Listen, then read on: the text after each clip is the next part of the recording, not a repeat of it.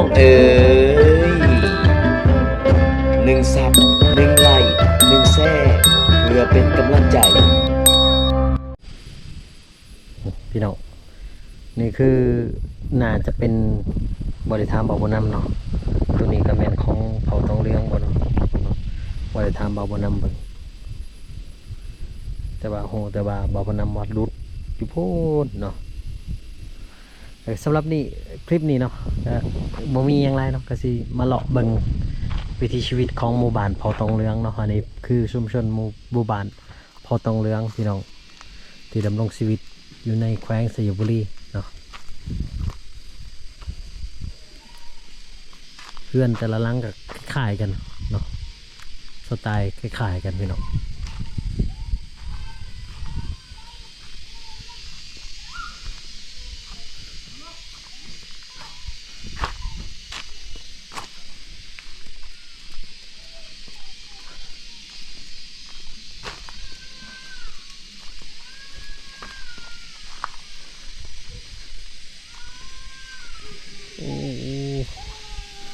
อันนี้เป็นเฮือนครัวเด้ก็จะว่านะ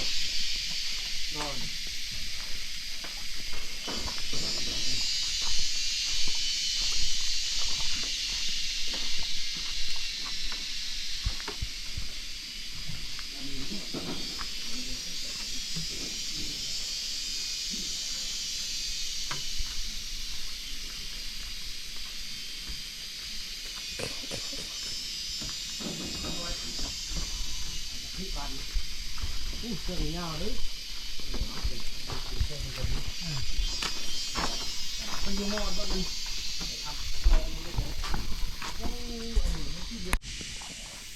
เป็นจะได้อยู่พีเนี่ยเป็นแต่อยู่ปะเราจะได้อยู่ปะอยู่ประมาณปีอยู่ประมาณปีมัดปีนี้ก่อนมัดปีนี้ก่อน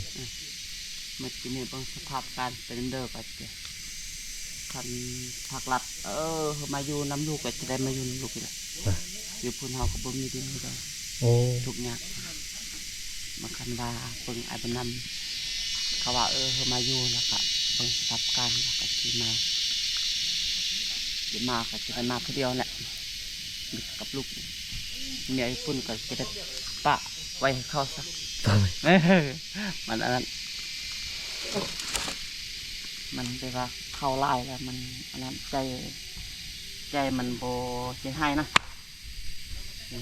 จะได้ชิมเนี่ยเขาก็มีลูกมีหลานเขาเราก็มีลูก9 คนแล้วเขามันบ่มีลูกอยู่น้ำเขาก็อยู่ไม่ได้ลูกเขานะแต่เขาอยู่นี่เขาเว้าก็เว้าไม่ได้เด้ลูกเขาสมมติอยู่หันลูกเขาเนี่ยคันเขามีเงินให้เขาเนี่ยจะเว้านี่ไปง่ายคันเขาบ่มีเงินนี่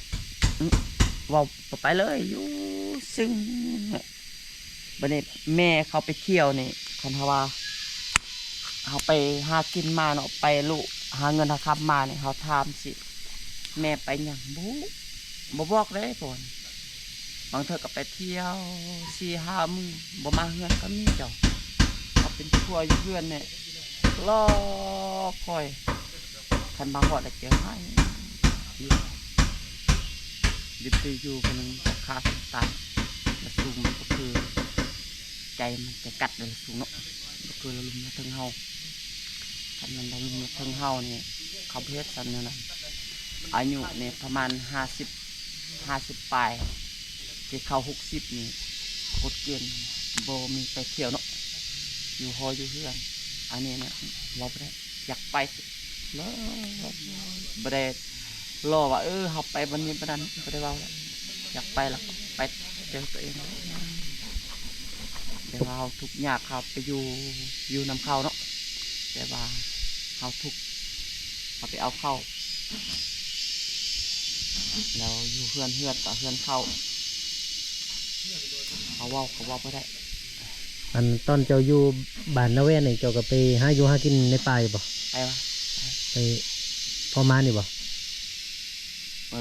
เรื่องไปหากินแล้วครับบางบัดก็ได้บางบัดก็บ่ได้เนี่ยหาปูหา เอา ปลา เขาไปอันน่ะเคยไปป้อม800บ่ เป็นร้อยไปตลอด อ่ะ กินนั้นไปตลอดเลย คอยก็ไปเลย หนา อืม เดี๋ยวนี้เขา ป่าหลายเด้บ่หลายคือเก่าบ่จริง โอ้เดี๋ยวนี้บ่มีเลยนะบ่มีปลาหมดแล้วนี่คนมันหลายเนาะเขาไปเที่ยวตลอดเดี๋ยวนี้ทางเขาเฮ็ดก็สำบายเลยบ่คือตะกี้เด้เดี๋ยวนี้ก็ดุดไปสำบายตะกี้ไปยากเนาะยากสุดได้ตะกี้เดี๋ยวนี้แต่สำบาย เดี๋ยวนี้เขาดุดไม้ว่ะ เขาดุดไม่ทางก็เขาเฮ็ดทางดีแล้ว ฮอนเมืองทงเลย ฮอดมาทงรถวิโก้เนี่ยเขาไปรถคนใดเฮ็ดอันนั้นนะเขาไปตลอดเนาะไปซื้อมะโคเนาะไปตลอดเลยไปฮอดพุ่นจำพุ่นแหละรถคนใดนะตะกี้เนี่ยคนใดไปบ่ได้เนาะ แม่น เดี๋ยวนี้สบายนี่ทำบนำกลับไปบนำกลับไปเท่านึงไปเอาจูอันลูกคนปลาเนาะอยู่น้ำพื้นนี่นะ โอ้ เขาก็ไปน้ำไอ้บนำ ไปทางนั้นเลย ไอ้บนำเอารถวิโก้ไปพี่เนาะไปจอดที่บ้านเฮานะแล้วก็ย่างลูกผู้มาเนี่ยมีอาณาไม่ได้เอาไปเอื่อยนี่นะ ตอรี่น่ะ ซาลี่ก็ไปเลยเอาลูกเนาะลูกมันอยู่นำอาณาเนี่ยก็ปักนั่นน่ะ บ่าวาด บวาดอยู่นำบักวาดกับหำหน่อยบักหำหน่อยเนี่ยไปอยู่พุ่นค่อยก็ไปจวบอยู่พุ่นแหละหำหน่อยนะมันกับเป้มาพอไปส่งเท่าอยู่บ้านนะจ้างเขาเป้เนี่ยผู้หนึ่งผู้หนึ่งละ200,000เป้ประมาณ20 โลนั่นแหละไปบักหำหน่อยอัน200,000บอกมันละ200,000ผู้หนึ่ง200,000บักวาดได้ละกับบักมันยังได้ผู้หนึ่งนะบักวาด เมาอันน่ะ ลืมซื้อ เอาอีก บ่แม่นไปอีก นั่นแหละ ยังมีปลาเท่าตัวหนึ่งนะ บ่ต้องคิงเหรอ บ่กินนั่นแหละ2 คนคือ3 คนเขาเนี่ยแหละไปมาขอไปส่งที่บ้านนะแล้วก็พอดีไอ้เพิ่นนำทันเพื่อเพิ่นนำก็มาเอาเด็กน้อยนำอยู่2 คนนี่เนาะอยู่ป่าเพิ่นแหละเอาได้ละครับเพิ่นผู้นี่ เจ้าก็ไปนํ ไปว่า ตอนไปส่งก็ไปส่งสองเทื่อ โอ้ไปเห็นเลยจังไปเอามาอีก เห็นแล้วอันน่ะมีอันน่ะบักนั้นบักจันเนาะอันหูอันน่ะไอ้พนำเนี่ยเนาะแล้วโทรไอ้พนำก็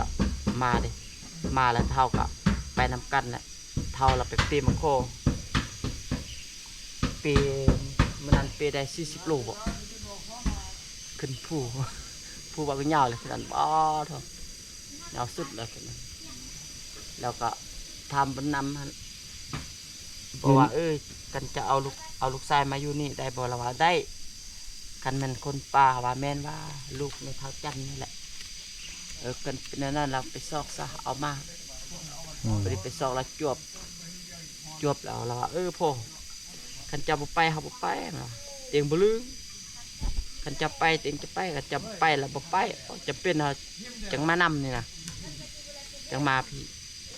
มาส่งที่นี่นะคอยว่าสิกลับไปบ้านมันว่าบ่กลับคันว่ากลับเตียงกะจี้จำเป็นได้อยู่เฝ้าลูกเฝ้าเบิ่งกันทัดปีนึง เวียกเจ้าตื่นสามารถเฮ็ดยังไงอยู่นี่ ที่นี่นะมีแต่อนาปวดกลางบ้านแล้วก็ไปเสียหญ้าไปใส่เกาเสียหญ้าสลีหั่น โอ้มีสวนสลีก เสียสลีอันนี้เขามาฮอดเลยพาเขาไปกวดถึงเนื้อแล้วก็อาละไมตามบ้านนี่เสียหญ้าสลีเดี๋ยวเต็มประมาณ3 มื้อ 4 มื้อแล้วก็แล้วเสร็จ จะมาอยู่นี่ได้จักมื้อละ ก็จะได้5-6 มื้อโลแต่ประมาณนั้นแหละ5-6 มื้อแล้วเอามาอยู่หมู่กันนั่นแหละมานำเบิ่งอยู่บ้านก็บ่มี ก็บ่มีดินมีดอนเฮ็ดอยู่นำพ่ออยู่นำเมียเก่าดินดอนก็บ่มีหลายครับเขาลูกเมียเก่าเอามาตอนนี้เอาลูกชายอันนี้ไปอยู่นำพ่อพอดีไปเอาเมียเราสู้กันพาลูกชายไปอยู่นำเราสู้กันเมียเราสู้บ่มัก อืม บ่มักแล้วจำเป็นปะเขาอยู่หั่นซะ ฮะขอบใจไอ้ อันนั้นเด้อ เดี๋ยว เข้าใจ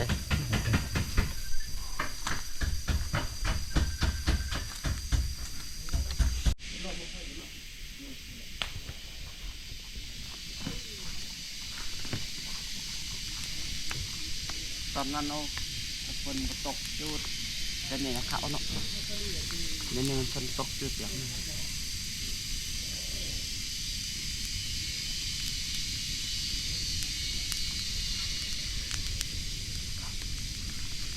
เอาอยู่ถึงเบอร์ใดมาเบิ่งนี่เพื่อนอยู่ถึงนะ ว่า เขาปลูกลังหนึงเต็มเลย โอ้เพื่อนบอกคำหน่อยดิ บ่แม่น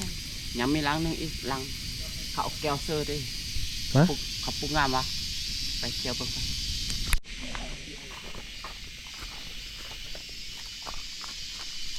โอ้อยู่เท่านี้ก็มีร่างหนึ่ง ขับหน่อยไปเลย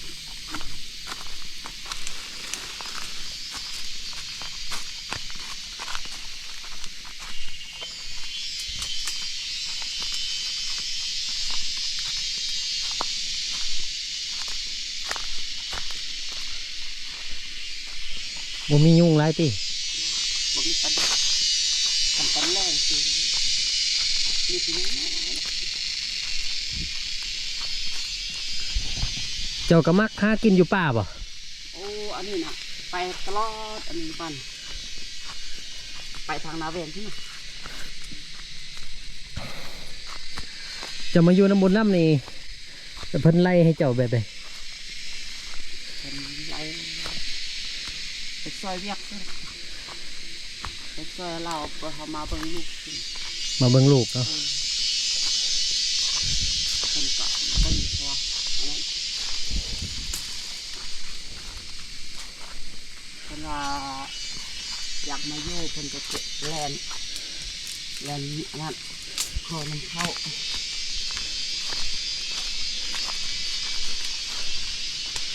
โอ้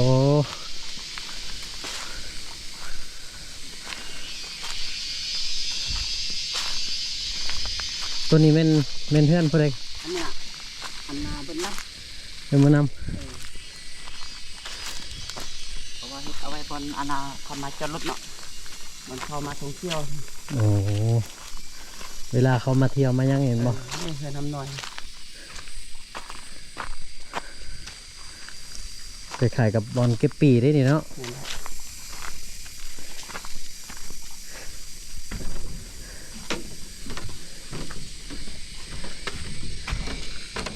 เก็บเกี่ยว